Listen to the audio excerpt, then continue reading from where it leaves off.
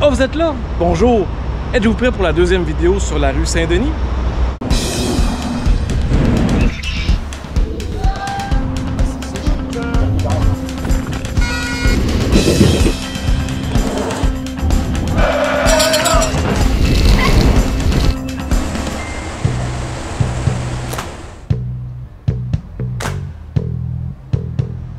Bon, aujourd'hui, on parle de la rue Saint-Denis entre Sherbrooke et Mont-Royal.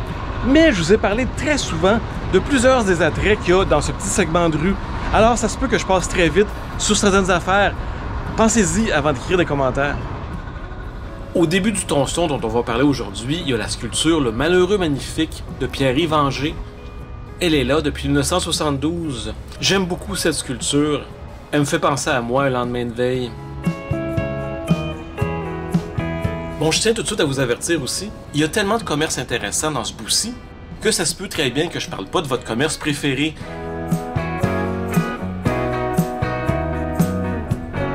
Par contre, je vais vous parler de la librairie du Square, une petite librairie indépendante, une des premières qui a cru en Dany Laferrière et qui a décidé de mettre son premier livre dans sa vitrine. Hey, c'est pas rien, Laferrière est quand même devenu un académicien français. On arrive au Carré Saint-Louis, dont je vous ai parlé maintes et maintes fois. Juste pour vous rappeler que ça a été longtemps un haut lieu de la culture francophone québécoise. C'est d'ailleurs là que Denis Laferrière aurait écrit en partie son premier roman. En face du square, on a l'Institut de tourisme et d'hôtellerie du Québec, là où on apprend à devenir un chef cuisinier, entre autres. Il fut une époque où c'était l'école Aberdeen, qui avait été construite en 1894. L'Institut d'hôtellerie a eu plusieurs looks avant d'avoir celui-ci, qui est quand même pas si mal. On arrive maintenant au Café Cherrier. Le bistrot-café français a été ouvert en 1983 et depuis ce temps-là, c'est un incontournable sur Saint-Denis. Il est fréquenté par plusieurs célébrités et on le voit dans plusieurs œuvres de fiction aussi, comme ici l'émission Scoop qui a été diffusée dans les années 90. C'est sur la rue Cherrier que se commence ou se termine le REV, le Réseau Express Vélo. Oui, sa construction a été longue et l'énorme chantier a vraiment rendu difficile la vie des commerçants. Mais il y a une très bonne nouvelle qu'on a appris tout récemment. Ça a l'air que le REV a contribué au nombre de records de commerçants qu'il y a maintenant sur Saint-Denis. Il y en a au moins 40 de plus qu'avant tous les chantiers de construction.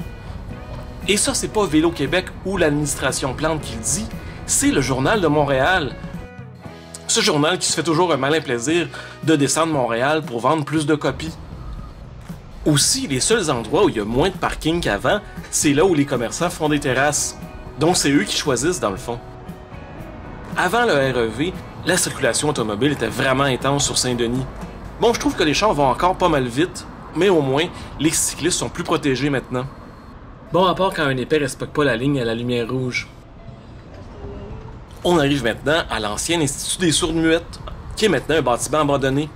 On dit souvent qu'on devrait en faire des logements sociaux, mais je sais pas à quel point ça peut coûter plus cher de réaménager un bâtiment comme ça que d'en construire un nouveau. On est maintenant devant ce qui était l'ancienne boutique L'Échange, une boutique de livres et de disques usagés. Il y avait deux boutiques, il reste encore une sur Mont-Royal, mais celle-ci sur Saint-Denis est fermée depuis un petit bout. On arrive sur la rue des Pins, une rue récemment rénovée qui va sûrement faire l'objet d'une future vidéo. Ici, il y avait une station-service, mais maintenant ils ont construit un bâtiment à condo. Je suis pas trop sûr que j'aime l'architecture. Par contre, ça reste quand même mieux qu'une station-service, on va se le dire. Je veux maintenant vous parler des jolies maisons qui bordent la rue Saint-Denis. Entre 1880 et 1910, c'est la bourgeoisie canadienne-française qui vient s'installer ici, d'où les belles maisons. La rue Saint-Denis était assez prestigieuse à cette époque. Par contre, à la fin de la Première Guerre mondiale, la bourgeoisie va se déplacer dans d'autres quartiers comme Outremont. Et ces maisons de la rue Saint-Denis vont devenir des maisons de chambre, donc qui vont accueillir toutes sortes de classes sociales. Pour voir les tout premiers commerces arriver sur ce tronçon de Saint-Denis, il faut attendre les années 20. On passe devant le centre de théâtre d'aujourd'hui, aussi appelé le CTDA. Il a été fondé en 1968 et il est ici sur Saint-Denis depuis 1972. Pour en revenir au commerce actuel de la rue Saint-Denis, il y avait une madame de la banlieue qui se plaignait sous l'article du Journal de Montréal qu'il y a presque juste des commerces pour les locaux maintenant sur Saint-Denis. Eh ben oui, madame. Et c'est tant mieux. On est maintenant à côté d'une très jolie église magnifiquement restaurée. C'était l'église Saint-Agnes, construite en 1904 pour accueillir des catholiques irlandais. Aujourd'hui, ça s'appelle l'Espace Thomas. Je me demandais c'était quoi ça, l'Espace Thomas? Peut-être une genre de galerie d'art? Ben non, l'Espace Thomas, c'est un gymnase. Ben oui, on peut s'entraîner dans une ancienne église. En plus, ils ont une super belle piscine sur le toit. Sur le côté du gym-église, il y a une citation de Dany Laferrière, justement, qui montre à quel point la rue Saint-Denis est très culturelle.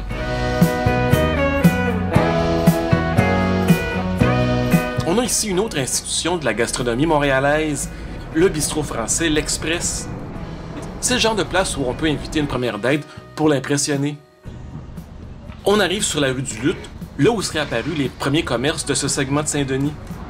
Les commerces qui occupent souvent le rez-de-chaussée de ces maisons de chambre qu'il y avait là à l'époque. Voici maintenant une œuvre d'art dont j'ai pas trouvé d'informations sur le site d'art public. Savez-vous qui en est l'auteur? Bon, pour relaxer un petit peu, allons faire un tour à la SQDC. Peut-être qu'un jour on va voir autant de SQDC que de SAQ, c'est à voir. Quand je consomme du cannabis, moi j'ai très faim. Et ça tombe bien, de l'autre côté de la rue, il y a un restaurant et un bar assez célèbre. Le bar s'appelle El Barouf. C'est un bar français qui diffuse tous les événements sportifs. Je vous dis qu'il y a du monde qui se ramasse ici à la Coupe du monde de soccer. Juste à côté, on a la célèbre Binerie Mont-Royal, qui évidemment, originalement, était sur la rue Mont-Royal. C'est probablement le meilleur resto à Montréal pour manger des bines. Mais bon, c'est pas une grande habitude des Québécois de manger des bines au restaurant quand même. Mais dans le fond, manger à la Binerie Mont-Royal, c'est comme un voyage dans le temps. On s'imagine ce qu'avait de l'air le coin Rachel-Saint-Denis à une autre époque.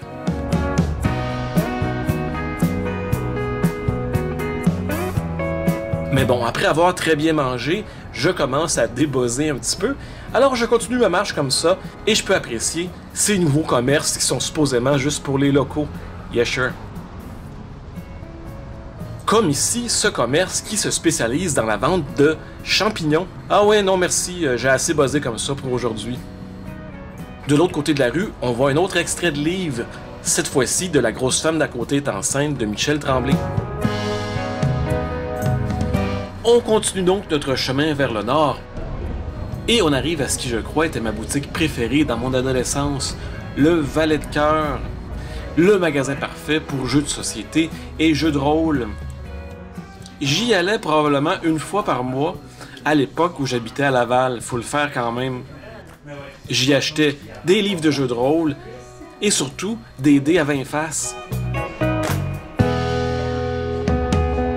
Ils ont du stock très varié, comme ces fameuses figurines en métal à peinturer soi-même, et même des schtroumpfs, de très bons souvenirs.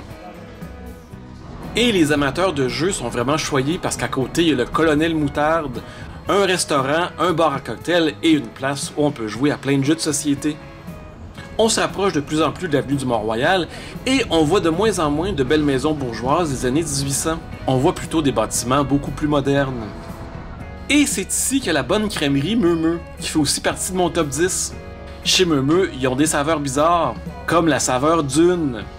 Je me demande s'il y a des verres dedans. Juste avant d'arriver à Mont-Royal, on a un autre texte sur le mur d'un bâtiment. Il s'agit ici des paroles d'une chanson de Richard Desjardins.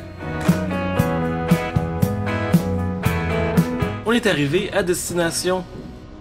Et pour moi, ce segment de Saint-Denis, c'est vraiment un hommage à la culture québécoise francophone à travers les années. Et on arrive finalement au coin de l'avenue Mont-Royal.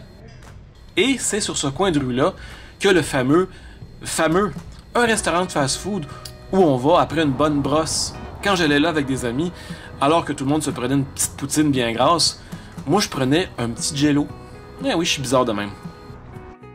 En face, il y avait le même genre de restaurant, le Rapido.